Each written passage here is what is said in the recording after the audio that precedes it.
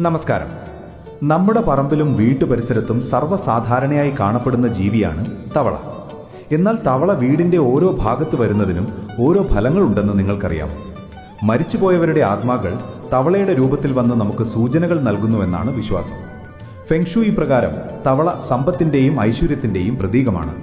വീട്ടുപരിസരത്ത് തവളയെ കണ്ടാൽ ഒരിക്കലും കൊല്ലാനോ ഉപദ്രവിക്കാനോ പാടില്ല. തവളയെ കൊന്നാൽ തൊഴിലിലും ബിസിനസ്സിലും വലിയ പരാജയങ്ങളും നഷ്ടങ്ങളും നേരിടേണ്ടി വരും.